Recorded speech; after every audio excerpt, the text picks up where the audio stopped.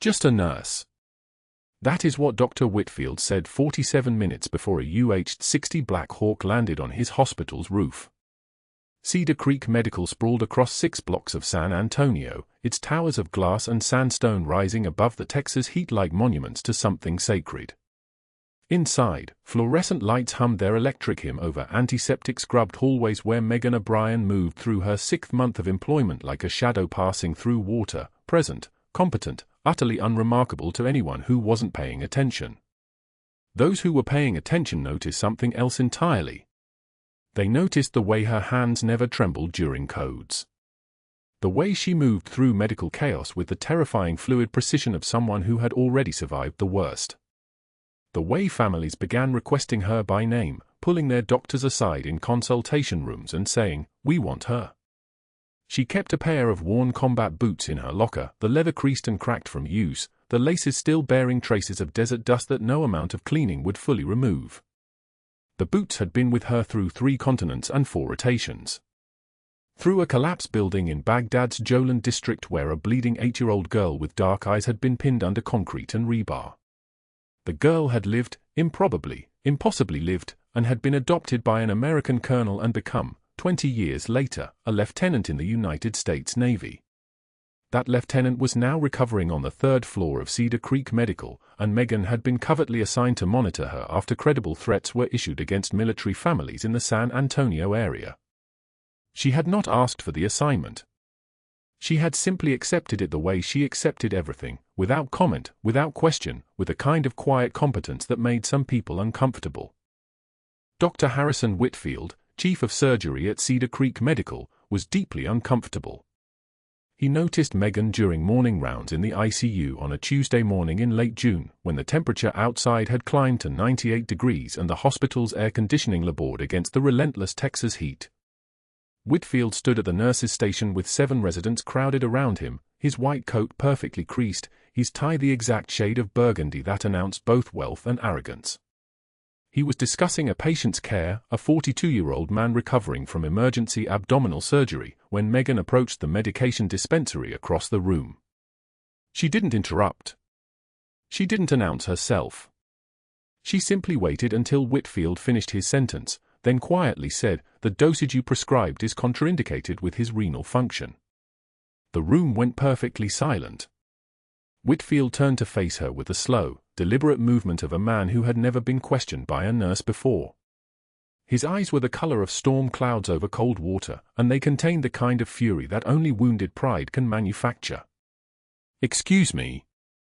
His voice carried the particular venom of someone accustomed to unquestioned authority. "Creatinine clearance is 18, Megan said." The words came out soft, deferential, the voice of someone apologizing for breathing. "The dose you prescribed requires at least 30. Current protocol is to reduce by 50%. She was right. Everyone in that room knew she was right. One of the residents, a 3rd-year named Martinez who had already made a mental note to himself to request Megan as his preceptor, had been about to point out the exact same error. Whitfield had not noticed the error because Whitfield had not actually calculated the renal clearance.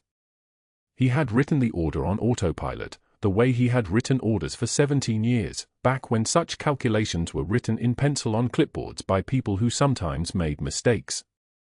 Now those mistakes lived in a computer system with a timestamp and a digital signature, and they were harder to erase. "I'll adjust it," Martinez said quickly, moving toward the computer. Whitfield did not respond to Martinez.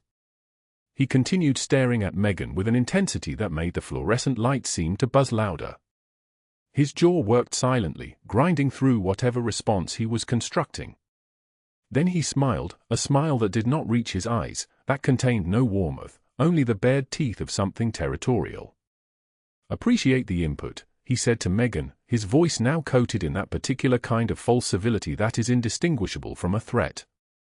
"We always love when the nursing staff takes such an interest in medical decision-making." Megan simply nodded and returned to her work. She did not defend herself. She did not explain. She did not acknowledge the insult layered beneath those words like shrapnel buried in sand. She simply moved, already calibrating the next task, her hand steady as a surgical laser as she pulled up the medication list on the computer terminal. Whitfield watched her for exactly 3 seconds longer than necessary, then turned back to his residence and continued rounds as if nothing had happened. But something had happened. Something irreversible. He had been corrected in front of his team by someone he had hired specifically because she appeared to be the kind of person who would not correct him. Someone with a quiet demeanor and an unremarkable presence and a tendency to listen rather than speak. Someone, in other words, who knew her place. By afternoon, Whitfield had begun constructing his response. He gathered his residents that evening in the cafeteria during the shift change, positioning himself near the coffee station where he knew Megan would eventually pass. She appeared at approximately 4:56 p.m., moving through the line with her lunch tray balanced against her hip, a salad, some grilled chicken, a bottle of water. She was heading back toward the surgical floor, back toward her work, when Whitfield stepped slightly to his left and into her path. The collision happened at walking speed but with deliberate weight behind it. Whitfield's shoulder connected with hers in a way that looked accidental to the casual observer but felt, to anyone with experience, entirely intentional. Megan's tray, carefully balanced, stable just moments before, became unstable. The plate tilted. The salad spilled. The chicken scattered across the tile like confetti at a funeral. The plastic water bottle clattered and rolled in a long arc across the floor, leaving a trail of droplets that caught the fluorescent light like tiny mirrors.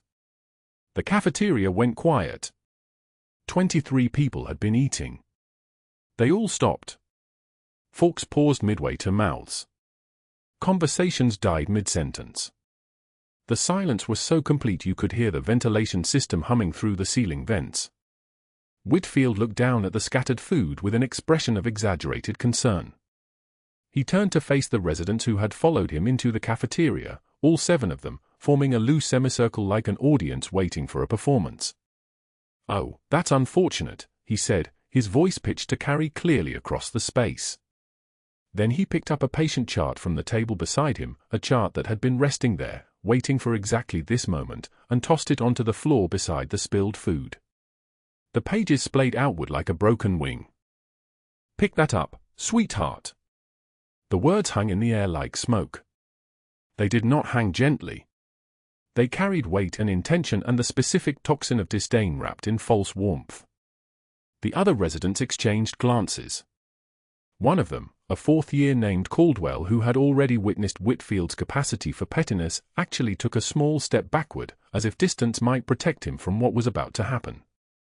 Megan stood motionless for exactly 2 seconds. Her jaw clenched once, just once, a single tightening of muscle beneath smooth skin, and then her face went completely blank. Neutral. Professional. The expression of someone who has learned to separate her body from her mind, to let one continue functioning while the other retreated to somewhere else. Somewhere safer. She bent down. Her movements were unhurried, efficient, methodical. She retrieved the scattered food items first, using her hands to push them back onto the overturned plate. The chicken, the lettuce, the croutons. Each piece deliberately, calmly, with the kind of focused precision that suggested this was exactly what she chose to do in this moment, not something being forced upon her. Then she collected the scattered pages of the patient chart, stacking them carefully, checking that none were torn or water damaged, and reassembled the chart until it was whole again. She stood, holding the ruined tray and the intact chart. "Thank you for your patience," Whitfield said to his assembled residents. "This is an important lesson about maintaining professional boundaries. Some people," he continued, allowing his eyes to slide toward Megan, "sometimes lose sight of what their role actually is. Reminders can be helpful." Megan did not respond. She did not meet his eyes. She simply turned and walked toward the trash receptacles, her posture unchanged, her breathing steady, her hands as stable as they had been a moment before. Her left leg bore weight slightly differently than her right, a barely perceptible limp that Whitfield did not notice but that would, months later, become relevant information.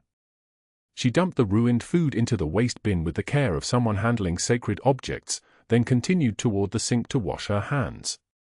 In her locker, hanging on a hook inside the metal door, her combat boots rested against the shelf where she changed shoes at the beginning and end of each shift. The leather was scarred. The soles were thick and worn.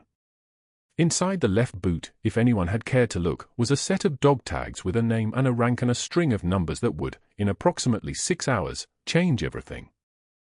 But that wasn't the worst part. The worst part was that Whitfield had no idea what he had just done. He had no idea that he had been shoulder-checking a Master Chief Petty Officer. He had no idea that the woman retrieving his scattered chart had pulled bleeding children from collapsed buildings in Baghdad. He had no idea that she had classified medical credentials he would never see and that she was currently protecting one of his own patients, a young naval officer on the 3rd floor, as part of a security detail that existed in a classified file on a Pentagon server. He had no idea, in other words, that he had made the single biggest mistake of his professional life. And he would continue making that mistake for approximately 6 more hours, right up until the moment a UH-60 Black Hawk with U.S. Navy markings landed on his hospital's helipad, and 4 officers in dress white strode through his lobby asking for someone by a call sign they had used on classified operations. At 5:15 p.m., Megan was in the staff bathroom on the 3rd floor, alone, washing her hands for the 2nd time. She looked at her reflection in the mirror above the sink. She saw her own face, olive skin, dark eyes that contained something ancient and tired, the kind of composure that only comes from having already survived the worst. She saw a nurse in scrubs. She saw the person Dr. Whitfield believed her to be. She did not see the warrior. But the warrior was still there, watching, calculating, patient. The warrior had learned, a long time ago, that there was power in silence. Power in being underestimated. Power in letting people see only what they expected to see. She reached down and rolled up her sleeve, exposing the scar on her forearm, surgical, white, exactly 3 inches long, the kind of scar that tells a story if you know how to read it. She traced it once with her opposite thumb, the way she did every day, a small ritual of remembrance. Then she rolled her sleeve back down, checked her appearance one final time, and returned to work. She had a patient to protect. She had less than 6 hours to do it. And she had no idea yet that the girl she had saved 20 years ago in Baghdad had grown into a lieutenant commander, had been admitted to her hospital, and had been assigned to her care. She had no idea that destiny, when it decided to move, moved very fast. She had no idea that everything was about to change. The surgery was supposed to be routine. Laparoscopic cholecystectomy, in and out in 90 minutes, minimal invasion, discharge same day. Lieutenant Chen lay on the surgical table at Cedar Creek Medical, her abdomen prepped and draped, her vitals climbing as the anesthesiologist wheeled his cart into position. Megan stood in the pre-op hallway, reviewing the chart one final time, her eyes catching on details others had long since glossed over. Elevated cortisol markers. Stress response patterns that didn't match simple gallbladder inflammation. And there, in the family history section, a notation in faded pen, adopted, age 8. Iraq. Her hand stilled on the clipboard. Megan had pulled an 8-year-old girl from a collapsed building in Baghdad 20 years ago, pulled her from the rubble with both hands bleeding, the child's small body limp, her dress soaked through with blood that wasn't all her own. Megan had performed field resuscitation on that girl's broken chest while mortars fell 3 blocks away. She'd stabilized vitals no pediatric patient should have survived, wrapped the child in her own jacket, and carried her to the forward operating base hospital where the doctors had said the odds of survival were less than 5%. She'd never learned what happened after. Just another ghost from the war, another face that haunted 3 a.m., another child whose name she'd never been allowed to know. Lieutenant Chen's file showed adoption by a decorated colonel. A high school transcript from San Antonio.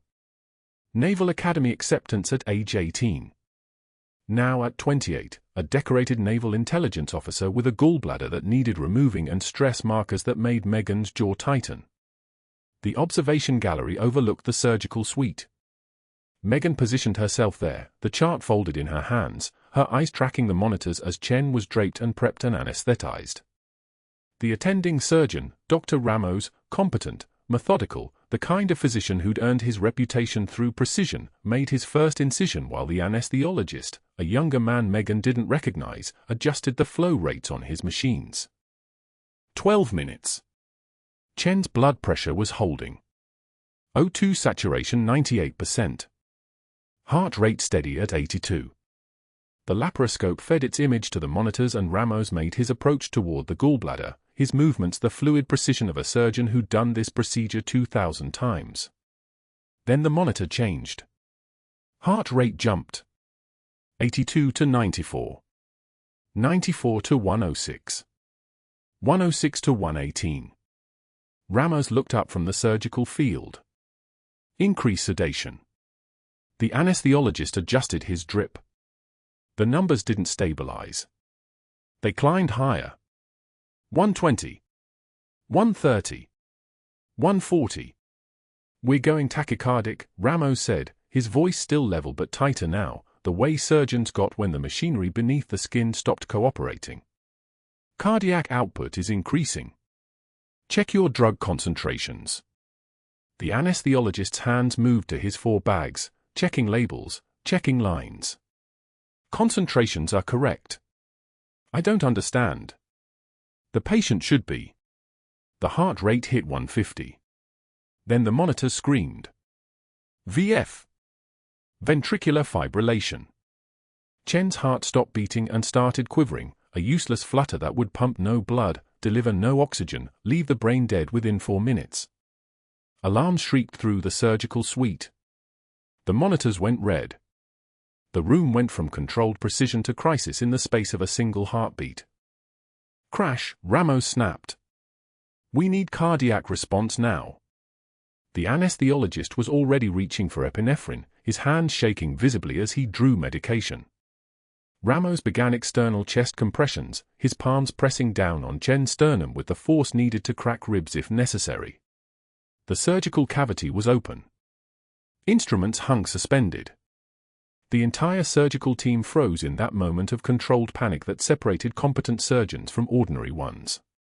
Ramos continued compressions. Come on. Come on. Respond. The monitor continued its flatline scream. 30 seconds. No change. 60 seconds. Still nothing. 2 minutes without perfusion, Ramos muttered, continuing compressions. Get me the crash cart. I need a defibrillator in here now. In the observation gallery, Whitfield stood motionless, his hand already reaching toward his phone. Megan heard him before she saw him, heard the quiet, calculated tone as he spoke into the device. This is Dr. Whitfield. Document that surgical nurse Patterson failed to communicate anesthesia parameters adequately.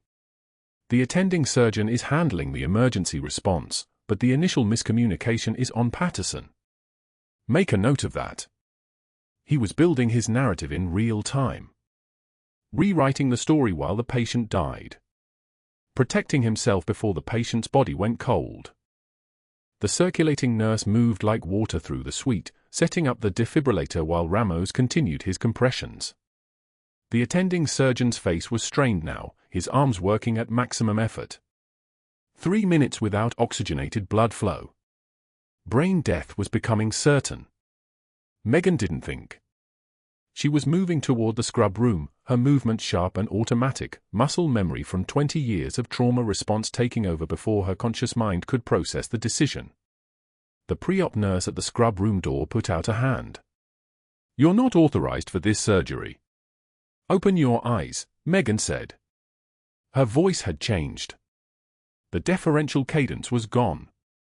What emerged was flat, commandatory, the voice of someone who'd given medical orders over the roar of gunfire and had been obeyed. That patient is in full cardiac arrest. Watch the monitor. You have 90 seconds. The nurse looked at the monitor. Saw the flat line. Saw the red alarm.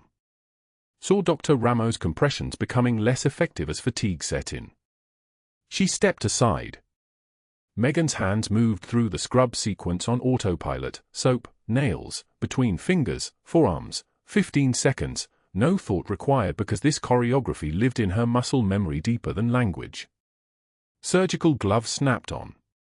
She hit the OR doors and the cold hospital air hit her face and the smell of blood and antiseptic flooded her senses and the defibrillator was charging its paddles and the monitor was still flatline and 4 minutes was the threshold and they were at 350, 355, she had seconds. "Step back," she said to Dr. Ramos. Ramos looked up. His eyes were full of the desperation that came from losing someone on the table. He saw a nurse, just a nurse, and his jaw tightened. "I'm the attending." I said step back. There was something in her voice that made him obey. Something that transcended protocol and hierarchy and his 15 years of surgical training. He stepped back. Megan stepped in.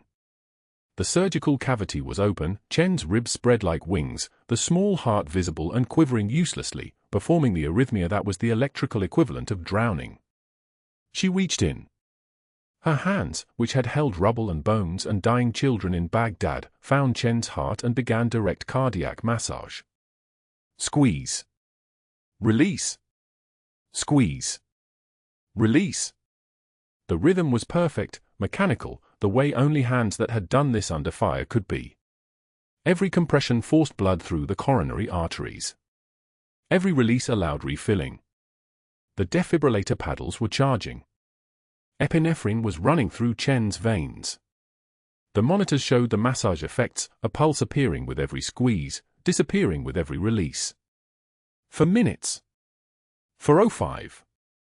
"Charge ready," the anesthesiologist whispered, the shock in his voice audible. "Clear," Megan said, and pulled her hand back as the paddles connected and current ran through Chen's chest and the body arched and the heart responded and the flat line became a rhythm and the rhythm became a sinus beat and the sinus beat became steady and the monitors showed what 40 seconds of direct cardiac massage could do. O2 saturation climbing. 85. 90. 95. Heart rate returning. 60. 80. 90. Blood pressure, 40 systolic, rising. 45. 50. Rising. Megan released the heart and stepped back. Dr. Ramos was staring at her with an expression between gratitude and fury. The entire surgical team stood motionless. The only sound was the steady beeping of the monitors as Lieutenant Chen's heart continued to beat. "Good rhythm," the anesthesiologist said quietly. "Sinus. She's coming back." But that wasn't the worst part. In the observation gallery, Whitfield was already moving, his phone pressed to his ear, his voice already constructing the narrative. "I'm calling this a protocol violation. Direct cardiac massage without authorization, performed by unlicensed personnel. Document everything. The attending surgeon will need support when the board reviews this. We need to be prepared to distance ourselves from whatever happened in that OR. Move quickly." Megan didn't hear him. She was watching Chen's vitals stabilize, watching the color return to the girl's pale face, watching the heart that she'd pulled beating inside a child's chest 20 years ago continue beating now inside a woman's. The girl had survived. She'd made it to 18. Made it to the academy. Made it to a naval uniform. And now, because Megan had broken protocol and crossed a line she could never uncross, that girl had a second chance. Megan's hands were steady as she stepped back from the surgical table. The moment Megan stepped out of the surgical theater, her glove still tacky with Chen's blood, Dr. Whitfield was already 3 moves ahead. He didn't rush. He didn't raise his voice. He simply walked to the physician's lounge, closed the door, and began making calls with the precision of a man who had spent 18 years cultivating favors like a vintner ages wine. First call, board member Richard Sterling, the hospital's financial architect, the kind of administrator who measured success in cost per case and liability reduction. "Richard, we have a problem," Whitfield said, his voice carrying the gentle concern of a colleague protecting institutional integrity. "A nurse just violated surgical protocol during an active crisis. Entered the OR without authorization, performed direct cardiac intervention on a patient in arrest, completely beyond her scope. The anesthesiologist made an error, yes, but this nurse compromised the entire chain of command in the middle of a critical procedure. Sterling's response was immediate, "Send me documentation." Whitfield smiled. He already had it drafted. Second call, board member Helena Bancroft, the hospital's legal liaison, a woman with a spine of iron and zero tolerance for liability exposure. "Helena, I need you to understand the gravity of what just happened," Whitfield said, his tone suggesting this was a safety issue, not a personal vendetta. This nurse, O'Brien, performed procedures that could constitute criminal negligence if anything had gone wrong.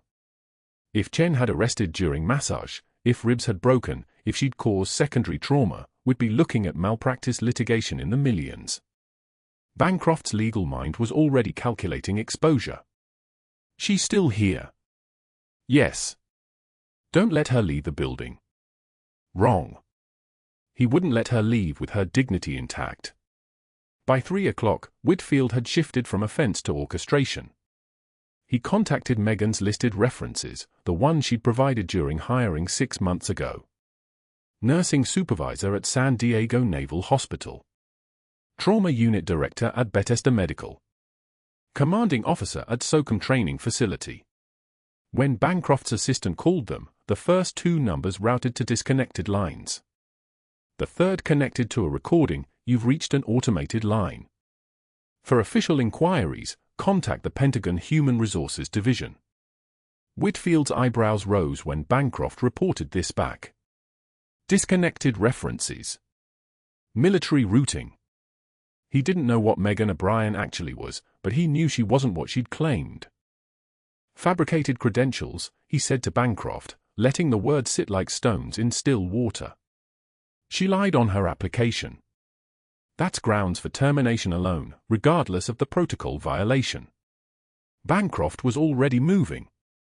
By 4 o'clock, she had hospital administration summoned to the executive conference room, Chief Medical Officer Dr. James Whitmore, Director of Nursing Patricia Chen, no relation to the patient, and 2 members of the credentialing committee. Whitfield presented his case with theatrical precision. Not rage. Not accusations. Just facts arranged like a surgeon laying out instruments. Nurse O'Brien entered the operating theater without authorization at 1:41 p.m., he began, pulling up the OR log on the screen. The patient, Lieutenant Chen, was in cardiac arrest. The attending surgeon, Dr. Ramos, was present. I was present. At no point was this nurse called into the theater. At no point was there a code blue announcement. And yet, she was there, performing direct cardiac massage through an open chest cavity. Dr. Whitmore leaned forward. "How did she even? That's the question, isn't it?" Whitfield said.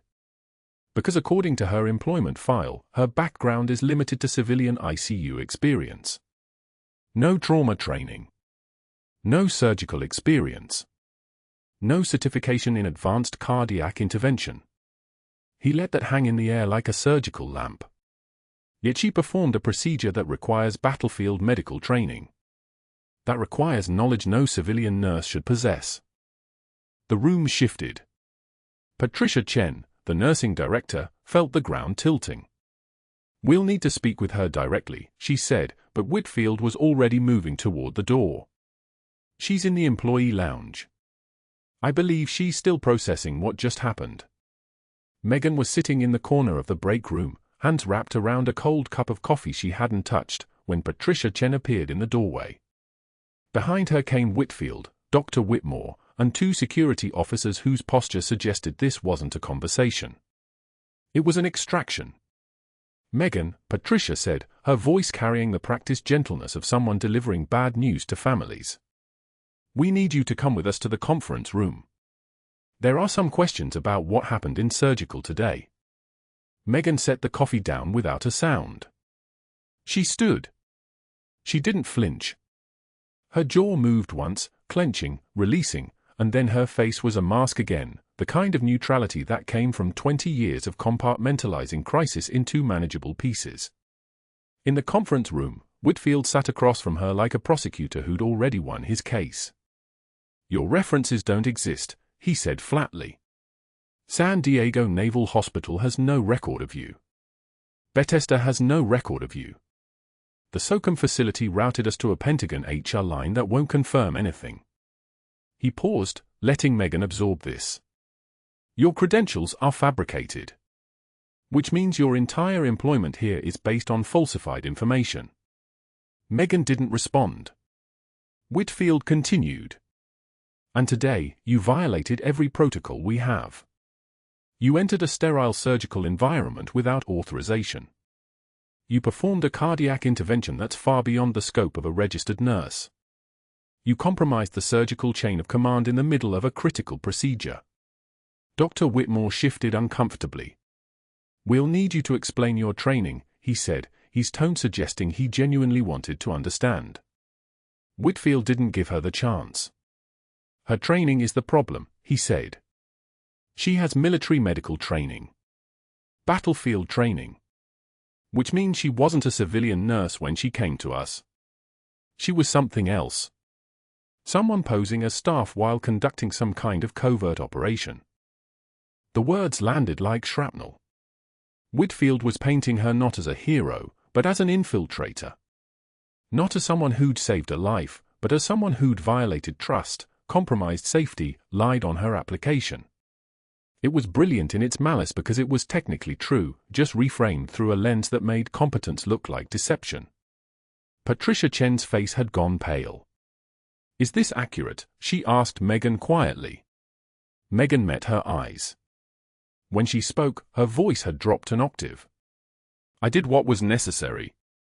Just 5 words. But the way she said them, with the flat certainty of someone who had made harder decisions in worse places, made everyone in the room feel like they were standing in a hospital in Baghdad, not San Antonio. That's not an answer, Whitfield said. That's an admission. You performed procedures beyond your scope.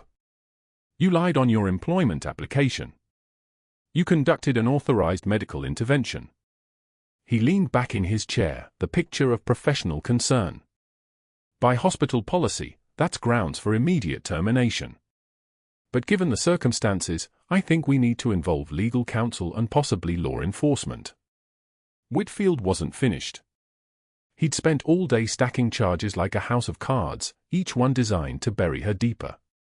The fabricated references. The scope violation. The protocol breach. The infiltration angle. By the time he was done, Megan O'Brien wasn't a nurse who'd saved a life. She was a security risk.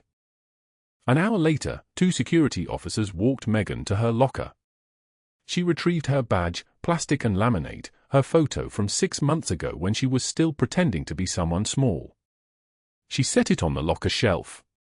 They stood watching as she opened the bottom drawer and pulled out the pair of worn combat boots, the ones she'd kept hidden for 6 months, the ones with the sand from 3 continents still embedded in the soles. She held them for a moment, the leather soft from 100 operations, the laces frayed from being tied in darkness. These boots had walked through rubble in Baghdad. They'd been on her feet the night she found Sarah Chen bleeding in the ruins of a hospital that should have protected her.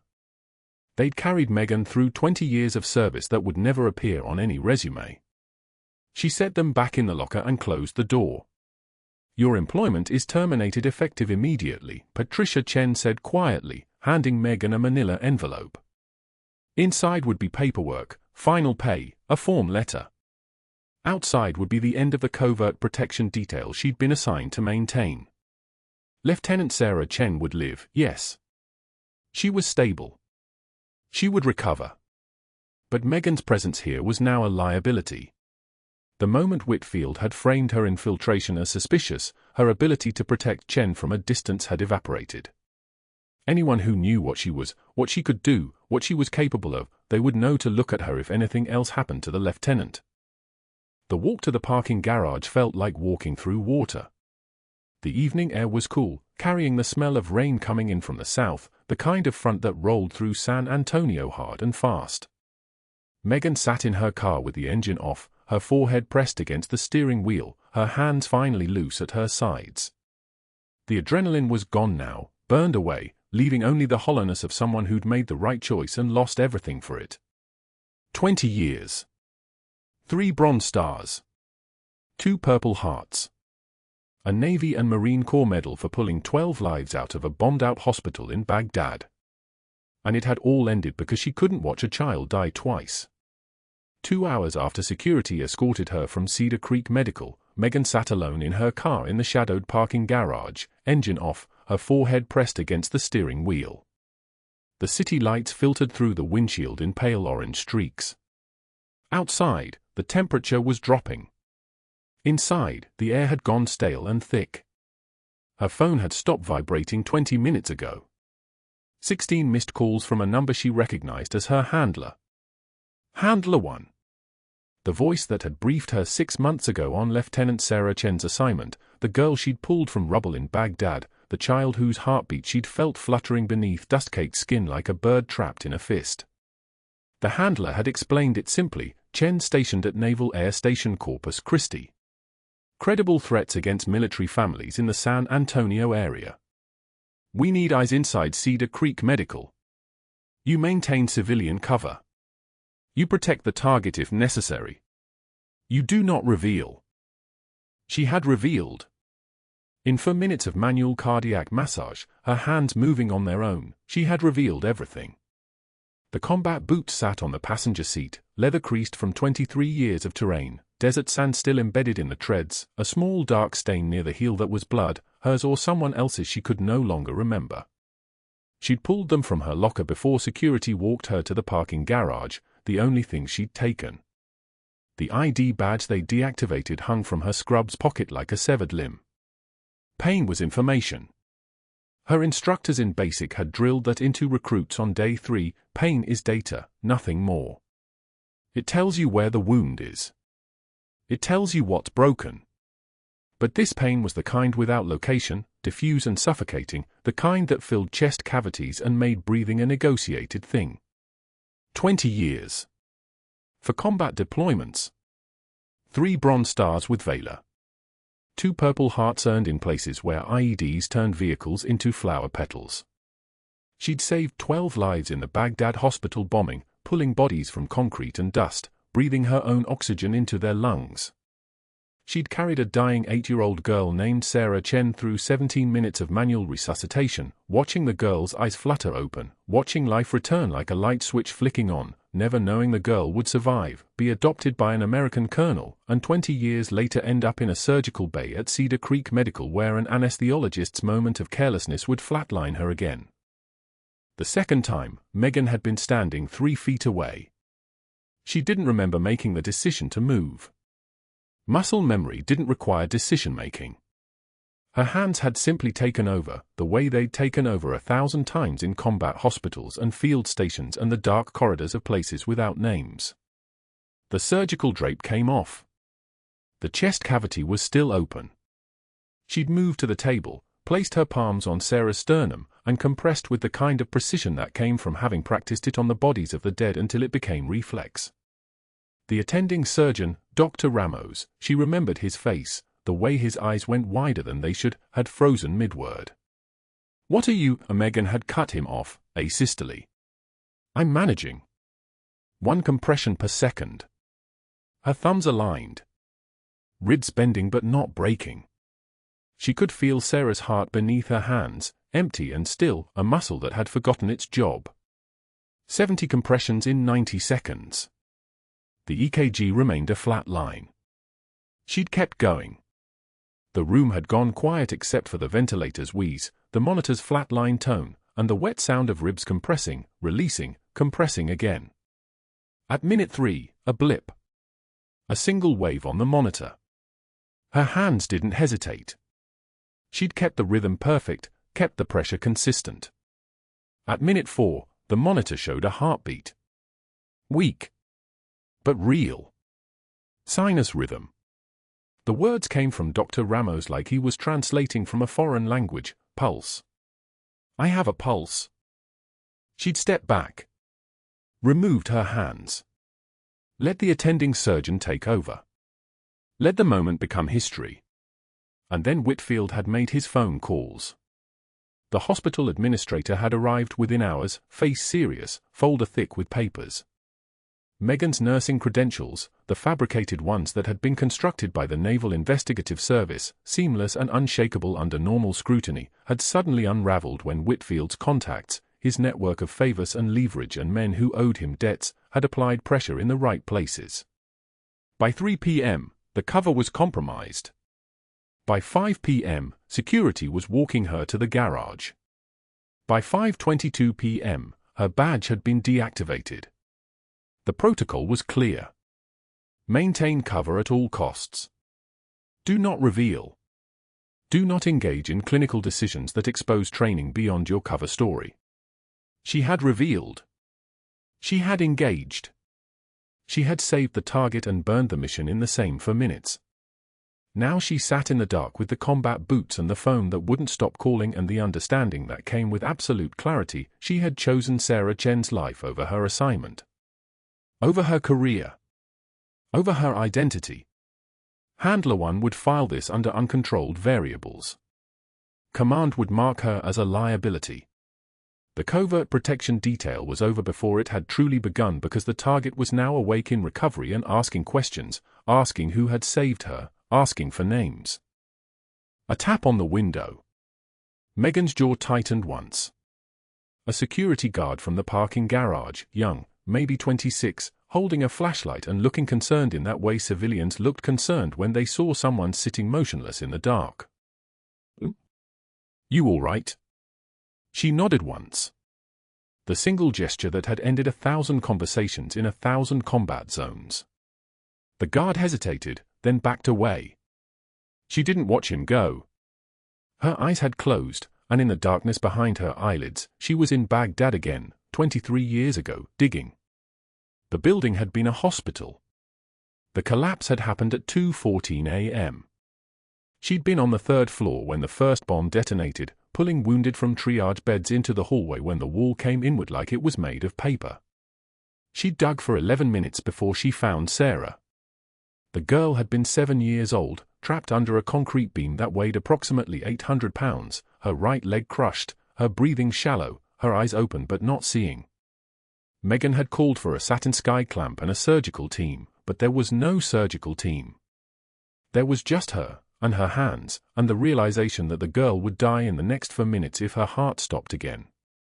So Megan had performed cardiopulmonary resuscitation on a 7-year-old girl buried under rubble, her own knees scraping concrete, her own hands pumping with the rhythm she'd learned in basic training, in the school that came before this, in the life that had prepared her for exactly this moment. Compressions. Rescue breaths. Compressions. Rescue breaths. The girl's chest rising beneath her palms. The girl's eyes fluttering. The medevac landing. The girl surviving. The girl, now 27 years old, now Lieutenant Sarah Chen, now awake in recovery upstairs in this hospital, now asking who had saved her. Upstairs, in the administrative wing, Dr. Whitfield was meeting with the hospital board, confident in his victory. 2 colleagues sat across from him, nodding along as he explained how he'd protected Cedar Creek Medical's reputation by removing a threat to its protocols, a nurse with inflated ideas about her role, a woman who destabilized the surgical hierarchy by performing unauthorized procedures. He'd handled it cleanly. He'd handled it through the system. No one could blame him. Upstairs, in recovery, Lieutenant Sarah Chen was asking the nurse, what was her name? The woman who saved me. The nurse, a staff RN named Michelle, hesitated. Protocol was clear about terminations. Don't discuss personnel changes with patients. But Chen was insistent, her eyes sharp with the kind of focus that came from military training, her hand already moving toward her phone. Megan O'Brien, Michelle said quietly. Sarah's face went white. Her hand moved to her phone with shaking fingers, and she made one call, a number she'd memorized from childhood, a number her adoptive father had made her recite monthly for 20 years. Sir, I need Naval Command in San Antonio. This is Lieutenant Sarah Chen, current assignment NAS Corpus Christi. I need to report a situation. I know who Phantom is. In the parking garage, Megan's phone finally stopped vibrating. She didn't know why. She didn't know what was about to happen at 6:41 the next morning, when a UH-60 Black Hawk would land on Cedar Creek Medical's helipad with 4 naval officers in dress whites and 1 two-star Admiral who would stride through the lobby asking for a woman the hospital had just fired. She didn't know that Sarah Chen was awake and talking, that the girl she'd pulled from rubble had recognized her from that single moment of direct cardiac massage, the pressure of hands that couldn't belong to anyone but the woman who'd done the same thing 23 years ago in the dark. She sat with the combat boots and waited for dawn, her hands motionless in her lap, her forehead still touching the steering wheel, her chest hollow and vast and utterly empty. The city hummed around her. Inside the car, there was only silence and the slow realization that she had chosen the mission over the mission. She had saved the target and lost everything. But that wasn't the worst part. The worst part was that if she had to do it again, she would. The UH-60 Black Hawk landed on Cedar Creek Medical's helipad at dawn, rotor wash hammering against the windows like artillery fire. The hospital's skeleton crew on the 4th floor stopped moving. Ventilators wheezed their mechanical rhythm. Monitors beeped on unchanged. But everyone heard it, the deep, unmistakable thud of military arrival. For naval officers in dress white strode through the lobby with the kind of precision that made civilians instinctively step aside. Their shoes clicked on the tile floor in synchronized rhythm. The security guard at the front desk, a retired Marine named Henderson who hadn't been called to attention in 14 years, felt something shift in his spine. His hand moved to his collar without thinking. They approached him directly. No hesitation. No scanning the directory. They knew where they were going. "We need the immediate location of Phantom," the first officer said. Not a request. A command. Henderson's face went pale. His mouth opened once. Closed. In that single moment, 14 years of civilian life evaporated.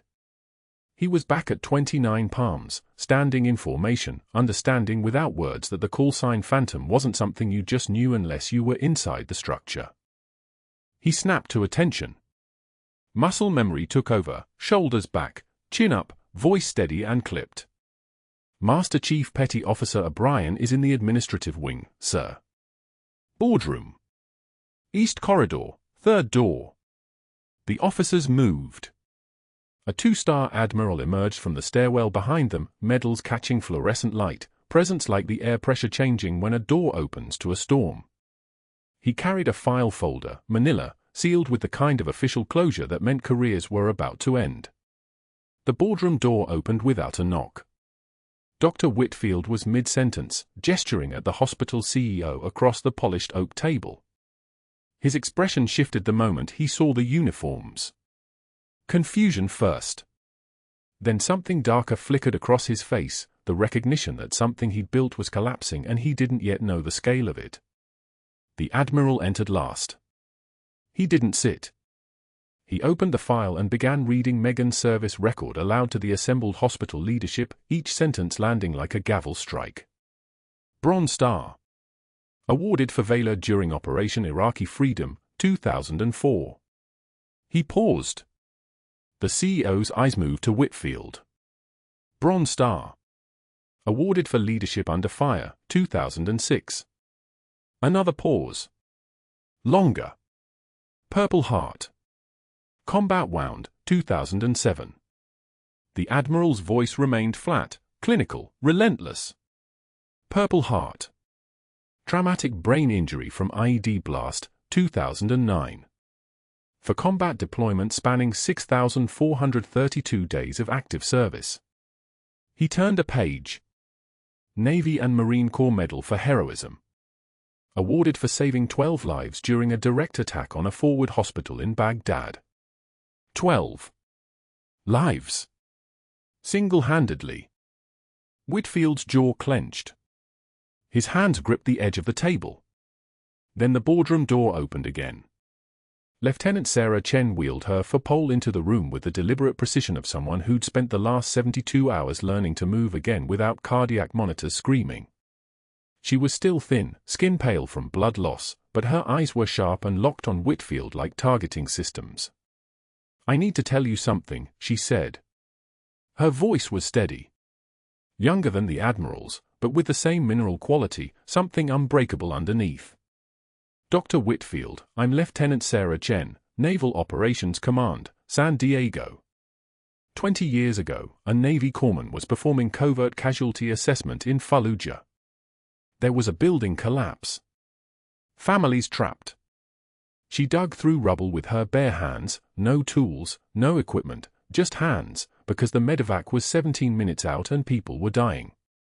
Chen's hands trembled slightly as she gripped the four-pole. She pulled out a girl who shouldn't have survived. The child's heart had stopped. She performed direct cardiac massage in the street, in the open, for 4 minutes straight while maintaining operational security and assessing the tactical environment. Chen's voice dropped lower. That girl's first heartbeat came back because of her. That girl grew up. That girl became me. The room went dead silent. 10 full seconds. No one moved. No one breathed. The fluorescent lights buzzed overhead like insects trapped in amber. The Admiral turned to Whitfield. His voice dropped to ice. You terminated a decorated Master Chief Petty Officer in the performance of her duties. While she was protecting you. While she was doing the only thing that mattered, keeping Lieutenant Chen alive. Whitfield's face had gone from white to red, like a light switch flipped in reverse. His mouth opened, closed, opened again. She violated protocol, she had no authorization, she was insubordinate. She saved your patient's life using skills acquired through 2 decades of combat medicine, the Admiral said. His tone hadn't changed. That made it worse. You attempted to cover an anesthesia error by blaming nursing staff.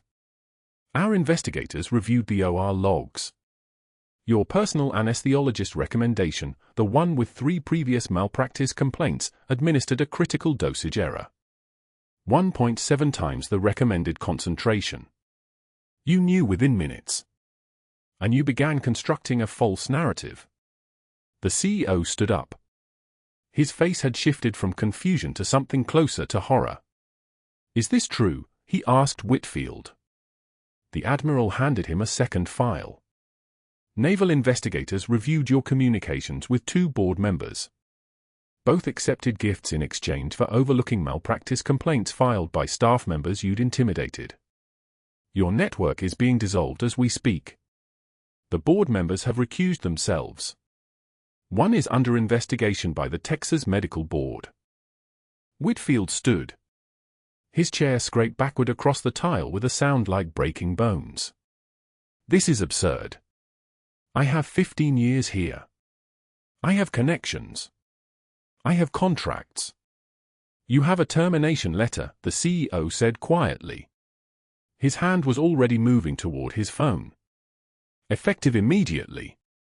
Security will escort you from the building. The Admiral stepped closer.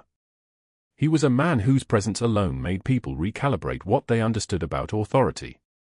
You obstructed a classified protection operation and endangered a naval officer under credible threat. You're banned from all military-affiliated medical facilities nationwide. That's 412 hospitals in Texas alone. Whitfield's face twisted. Not anger anymore. Panic. Real, animal panic. You can't do this. I'm a physician. I have standing. I'll sue. You'll be escorted out, the CEO said. He'd already picked up the phone. Now. The security guard arrived 30 seconds later. Not Henderson from the front desk. Someone younger, in dress uniform, Naval Security Forces insignia on his shoulder. He didn't speak. He simply gestured. Come with me. Whitfield walked out like a man moving through water. Outside, news cameras were already setting up in the lobby.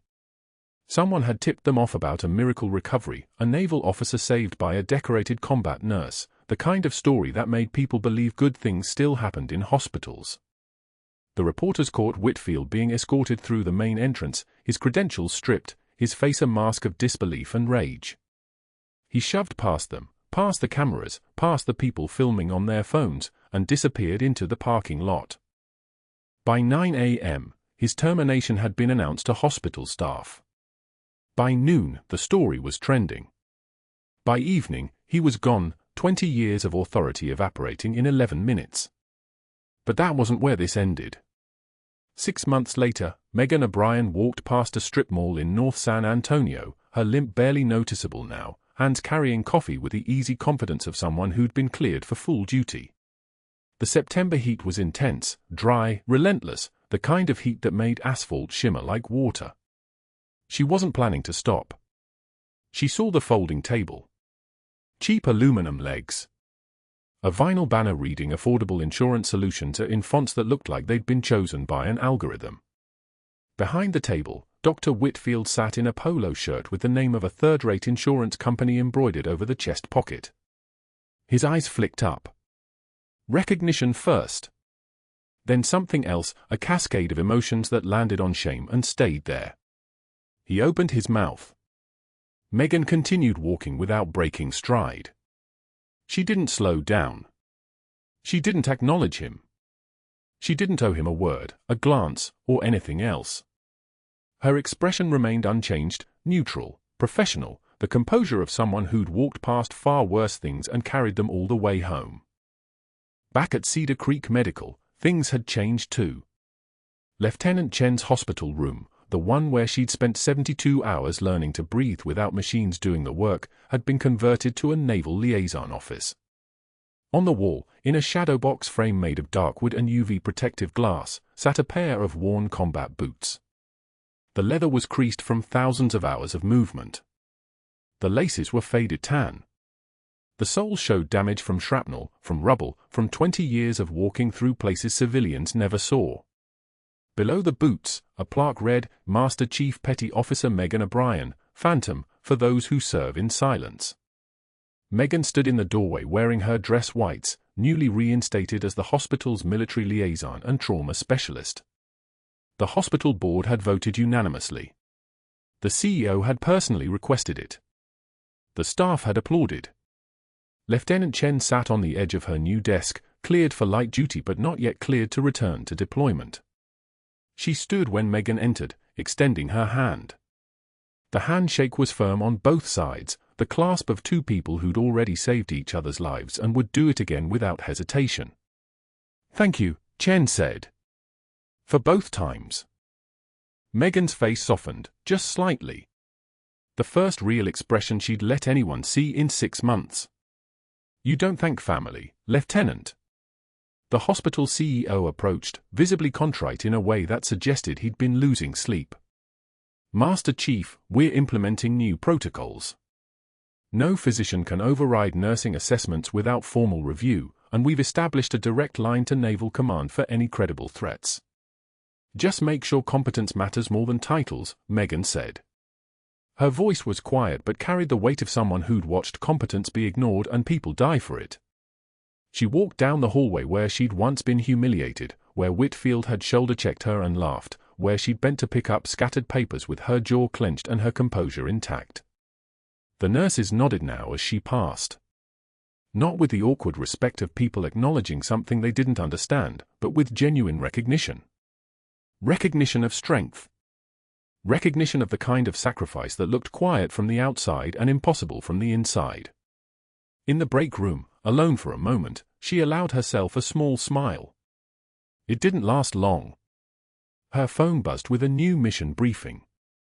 She was needed elsewhere. There was always somewhere else.